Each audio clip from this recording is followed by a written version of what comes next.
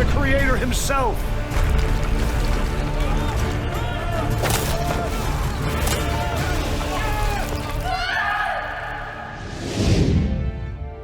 God's intervention at Babel was both an act of judgment and mercy. By confusing their language, he halted their rebellious project and scattered them across the earth. This scattering fulfilled his original command to fill the earth, though it was done through divine correction rather than human obedience. The Tower of Babel would have been a never-ending project that would have prevented the people from realizing their true potential. As we now know, there is no way the people could have built a tower to reach God as they intended. The heavens are expansive and endless. If even today we do not know the true extent of our own galaxy, it is clear that Nimrod's Tower of Babel was a fool's errand. It could only have ended in doom.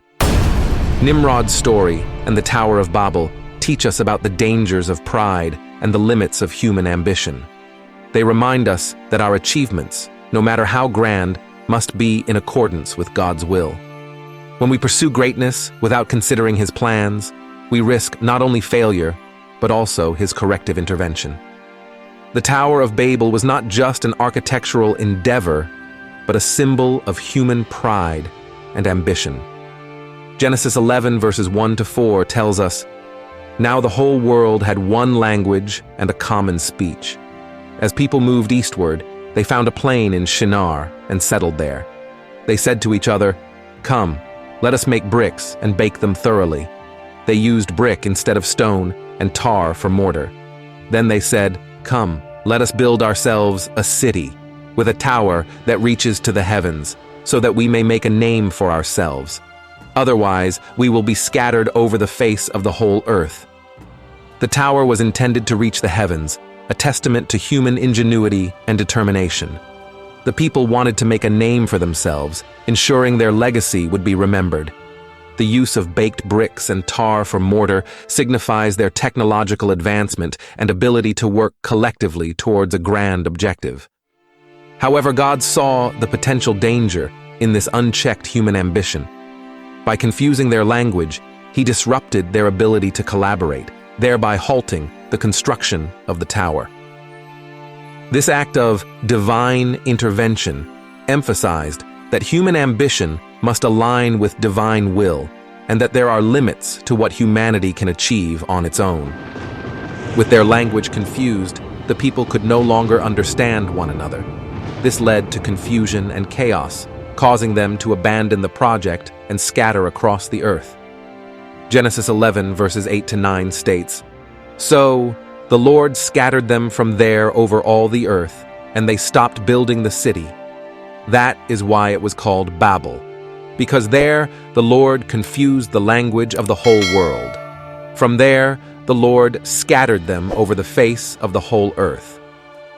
This scattering fulfilled God's original command to spread out and fill the earth, albeit through divine correction rather than voluntary obedience. The confusion of languages served as a permanent reminder of the limits of human endeavor and the necessity of humility before God. The unfinished Tower of Babel stands as a powerful symbol of human limitations. It reminds us that no matter how advanced or unified we may become, our efforts must align with God's will. The tower's incompletion underscores the futility of human pride and the importance of seeking divine guidance in all our undertakings. Nebuchadnezzar and Babylon's pride. King Nebuchadnezzar, one of the most famous rulers of ancient Babylon, ascended to the throne around 605 BC. His reign marked the zenith of Babylonian power and splendor. Nebuchadnezzar is often remembered for his military conquests, extensive building projects, and, notably, his immense pride, which ultimately led to his downfall as described in the book of Daniel. Nebuchadnezzar's achievements were vast and impressive. Under his rule, Babylon became the most magnificent city of the ancient world. However, it was this very grandeur that led to Nebuchadnezzar's downfall. In Daniel 4 verse 30, we hear the king's boastful declaration, "Is not this the great Babylon I have built as the royal residence, by my mighty power and for the glory of my majesty?" This statement captures the essence of Nebuchadnezzar's pride. He viewed himself as the ultimate architect of Babylon's glory, attributing the city's greatness solely to his own power and wisdom, neglecting the sovereignty of God. But no matter the grandeur of any, they are subservient to the will of the Almighty God. Nebuchadnezzar's pride did not go unnoticed by God. The king had a troubling dream that none of his wise men could interpret. Finally, he called upon Daniel, known for his wisdom and ability to interpret dreams. It turns out that Nebuchadnezzar's dream was a warning. Despite Prophet Daniel's warning, Nebuchadnezzar's pride remained unchecked. 1 year later, while walking on the roof of his palace and admiring his accomplishments, he declared his own greatness. Immediately, a voice from heaven proclaimed the fulfillment of the dream's prophecy. Nebuchadnezzar was driven from his palace, losing his sanity and living like a beast for 7 years. During this period, Nebuchadnezzar experienced the ultimate humbling. His hair grew like the feathers of an eagle, and his nails like the claws of a bird. At the end of the appointed time, he looked up to heaven, and his sanity was restored. Nebuchadnezzar then praised, exalted, and honored the King of Heaven, acknowledging that everything God does is right and all his ways are just. Nebuchadnezzar's restoration came with the recognition of God's sovereignty. He declared, "Now I, Nebuchadnezzar, praise and exalt and glorify the King of Heaven, because everything he does is right and all his ways are just.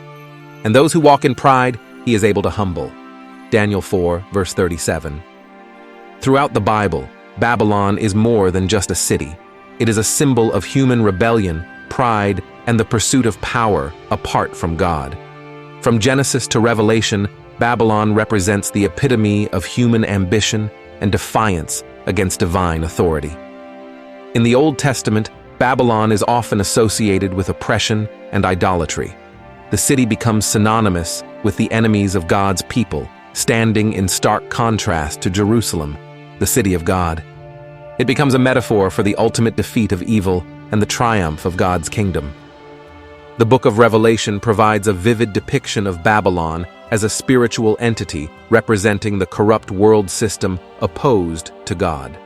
Revelation 17 and 18 describe Babylon the Great, a figure of immense wealth, power, and moral decay. She's portrayed as a prostitute, symbolizing the seductive allure of materialism, immorality, and false religion. In Revelation 17, Babylon is described as the great prostitute who sits on many waters.